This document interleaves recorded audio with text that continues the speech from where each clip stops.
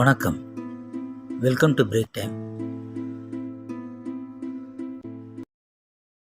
ஒரு வழியாக தமிழ்நாட்டில் இப்போ தேர்தல் முடிஞ்சிருச்சு. நார்த் இந்தியாவில் பல கட்டமாக தேர்தல் நடந்துட்டு வருது. அதில் இப்போ பிரதமர் மோடியோட பிரச்சாரம் தீவிரமாக போயிட்டுருக்கு. இப்போ ரீசெண்டாக ராஜஸ்தானில் பேசின ஒரு விஷயம் ரொம்பவும் விவாதத்தை கிளப்பியிருக்கு. அதாவது ராஜஸ்தானில் ஒரு பிரச்சாரத்தில் என்ன பேசியிருக்காருன்னா, காங்கிரஸ் இஸ்லாமியர்களுக்கு செல்வத்தில் முதல் உரிமை கொடுக்குது. அதாவது இந்தியாவில் உள்ள செல்வத்தெல்லாம் அதிக குழந்தைகள் யார் பெற்றுக்கிறாங்களோ அவங்களுக்கும் ஊடுருவல்காரர்களுக்கும் தான் கொடுத்துருக்காங்க. இது ஒரு நகர்ப்புற நக்சல் சிந்தனை. இப்படி போனாக்கா தாய்மார்கள் சகோதரிகளின் தாலியை கூட விட்டு வைக்க மாட்டாங்க அப்படின்னு சொல்லிட்டு இந்துக்களையும் முஸ்லீம்களையும் எதிரெதிர் பக்கத்தில் வச்சு பேசியிருக்காங்க. ஒரு பிரதமர் எந்த அர்த்தத்தில் இப்படி பேசுகிறாருன்னு தெரியல. பாஜகனா எப்படியா இருந்தாலும் இந்துக்களோட சப்போர்ட்டு தான் நமக்கு அப்படிங்கிற தைரியத்தில் பேசுகிறாரா? இது மட்டும் இல்லாமல் காங்கிரஸோட தேர்தல் அறிக்கையே பார்த்துட்டு முஸ்லீம் லீக் அறிக்கை போல் இருக்குது அப்படின்னு சொல்லியிருக்காரு. இது பெரிய விவாதத்தை கிளப்பியிருக்கு. மக்களின் மத உணர்வுகளை தூண்டுவது போல் ஒரு தரம் தாழ்ந்த செயல், அப்பட்டமான வெறுப்பு பேச்சு அப்படின்னு சொல்லி எதிர்க்கட்சிகளும் கடுமையாக விமர்சனம் பண்ணியிருக்காங்க.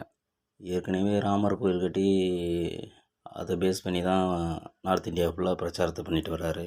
இதுக்கு தேர்தல் ஆணையம் எந்த ஒரு கருத்தும் தெரிவிக்கல, மௌனியாக இருக்குது அப்படின்னு சொல்லி எதிர்க்கட்சிகள் விமர்சனம் பண்ணிட்டு வராங்க. இது முடிஞ்ச நிலையில் இப்போ உத்தரப்பிரதேசத்தில் இஸ்லாமியர்கள் கணிசமாக இருக்கிற அலிகாரில் என்ன சொல்லியிருக்காரு, மக்களின் சொத்துக்களை மறுபங்கீடு செய்ய காங்கிரஸ் திட்டம் போட்டிருக்கு அப்படின்னு சொல்லிட்டு வேறு என்ன சொல்லியிருக்காருன்னா, காங்கிரஸும் சமாஜ்வாதியும் இஸ்லாமிய சமூகத்தின் சமூக பொருளாதார நிலையை உயர்த்துறதுக்கு எந்த சட்டமும் செய்யலை இது வரைக்கும். முத்தாள காரணமாக பல முஸ்லீம் பெண்களோட வாழ்க்கை சீரழிஞ்சிருக்கு. அதுக்கு எதிராக சட்டம் இயற்றி நாங்கள் தான் இப்போ காப்பாற்றிருக்கோம் அப்படின்னு சொல்லி இப்போ பிளேட்டை மாற்றி பேசியிருக்காரு. அது மட்டும் இல்லாமல் புனித ஹஜ் யாத்திரைக்கு முன்னாடிலாம் கொஞ்சமாக அலோகேட் பண்ணியிருந்தாங்க. அதாவது ஒரு வருஷத்துக்கு இவ்வளோ பேர் தான் போயிட்டு வரலாம் அப்படின்னு. நாங்கள் வந்த பிறகு நிறைய பேரை அலோவ் பண்ணுறோம் போயிட்டு வரத்துக்கு. அதுவும் இல்லாமல் முஸ்லீம் பெண்கள் தனியாகவும் ஹஜ்ஜுக்கு போயிட்டு வரலாம் அப்படிங்கிறதுக்கு ஒரு வழிவகை செஞ்சுருக்கோம்.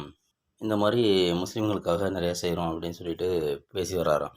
இவர் ஏன் இந்த மத ரீதியாக பேசுகிறத விட்டுட்டு ஒரு பொதுவான அறிக்கையாக கொடுத்தா என்ன?